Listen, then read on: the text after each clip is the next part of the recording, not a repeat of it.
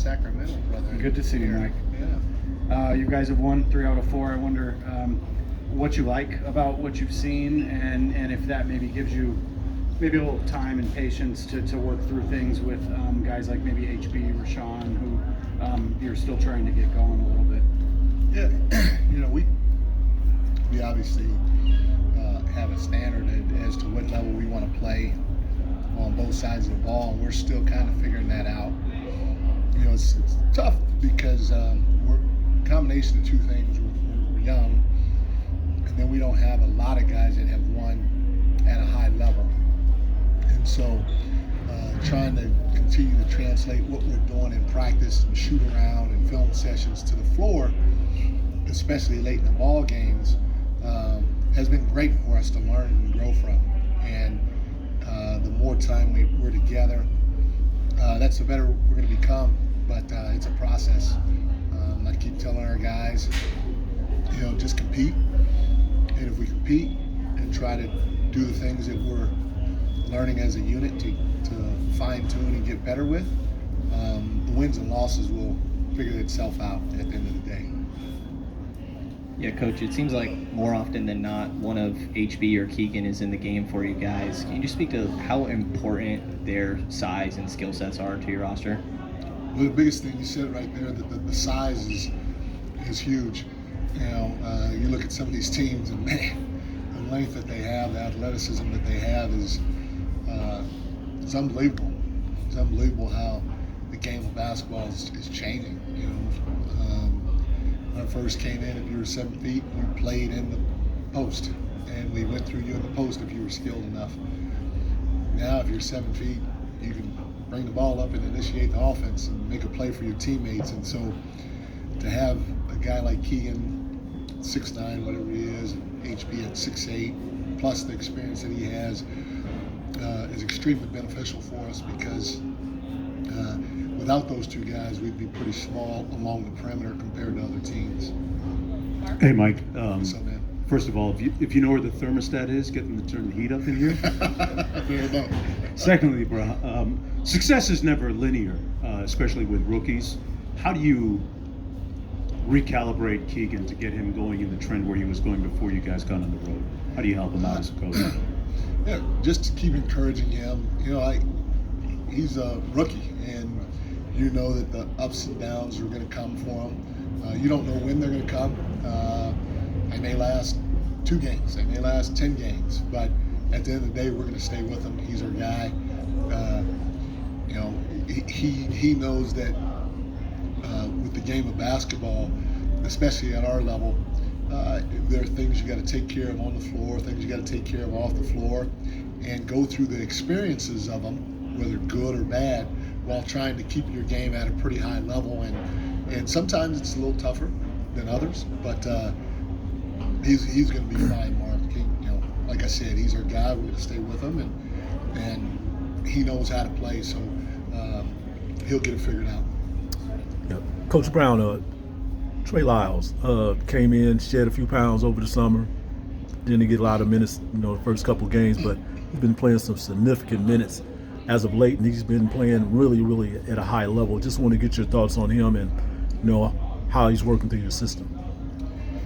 No, you said it. I mean, he did a fantastic job of taking care of his body this summer, coming in great shape.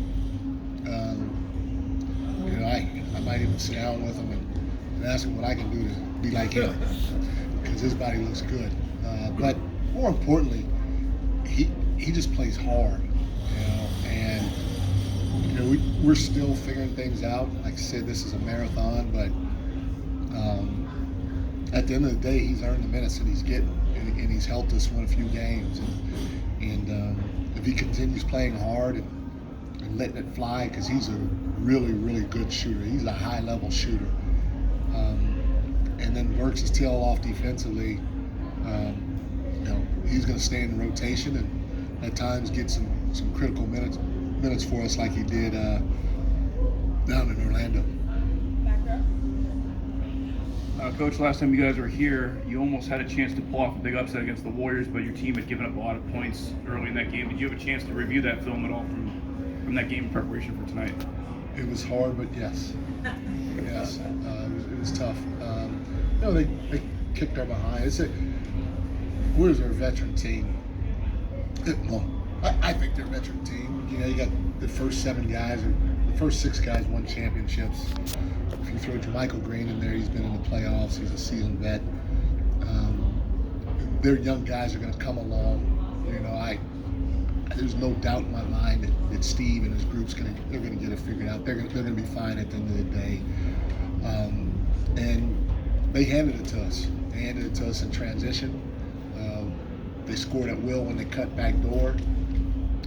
We fouled them, sent them to the free throw line, I think 36 times.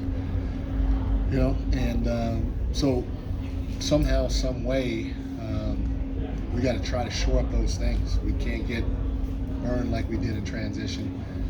We can't get beat back door like we did during that game, and we can't send them to the free throw line like we did. And then, they have 3 great shooters, 2 on the historic level, in Clay and Steph, and then Jordan, who has a chance to get there on the historic level. And then, obviously, other guys like Wiggs. Wiggs shoots it well for them, too. And one of the best playmakers in the game of basketball, in Draymond. So we're going to have to be on point with our game plan, knowing who's hot and who's not, knowing when to go under, when to go over, and how to communicate. Otherwise, it could be a long night for us. Second row. Thank you. Hi, Mike. Good. What's happening? I'm good. How are you? All right. Thank you. The Warriors have started the season with a collection of defensive struggles, and I think fans have noticed who's not here anymore, the former defensive coordinator, Mike Brown. If you will indulge me, a question of a team that you don't coach anymore. How much can defense change with different personnel in a new season to season, month to month, and how might the Warriors right the ship? I have no question that the Warriors will. I haven't watched every game that they played, but I tell you, people don't realize how impactful Otto Porter was, and Belly. Those 2 guys were huge. Obviously, GP2 was huge. He was injured probably half the season, I think, or a third of the season last year, so he didn't play as much as those other 2 guys, but having the length, the intelligence that Belly and Otto have, and how hard those guys play and all that other stuff was huge for them. And they're trying to integrate their young core.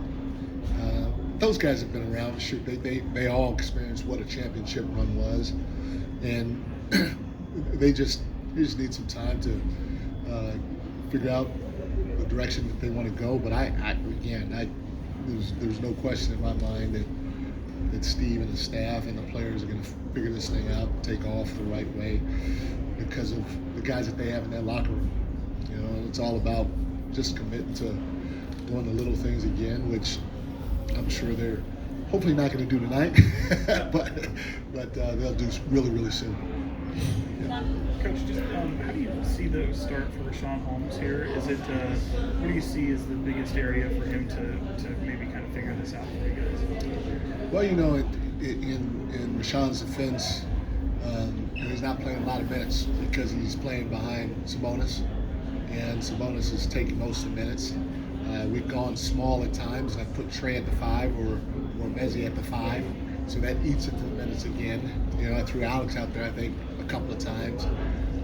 And then, I'm playing him sometimes in 3 minutes, and then sometimes I'll play him in 6 minutes. And so, the rhythm may not quite be there for him. But it's a long season. He's going to stick with it. And at the end of the day, we're gonna try to get wins collectively as a group, and that's why this is a team. And sometimes it may mean that we play 13 guys, or we change up this guy or change up that guy. We're gonna try to get a win in any way, shape, or form that we can, and Rashawn's gonna be a big part of what we're doing this year as time moves on. De'Aaron obviously had the highlight, shot the other day, but he said I think 37% from 3 this season, which is very up from last year. How real do you think that is? I don't know where he'll end Slate, but I think it's real, man. He, as people know, he worked his tail off this summer.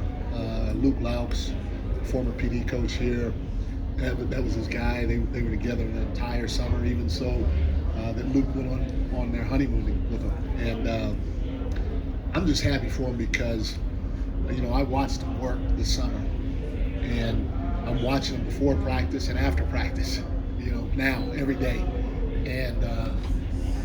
And it's starting to show, and people are starting to recognize it. So, again, maybe it stays there, maybe it doesn't, but all it is just a product of what he has done so far to get himself ready for this year. Jason, last one.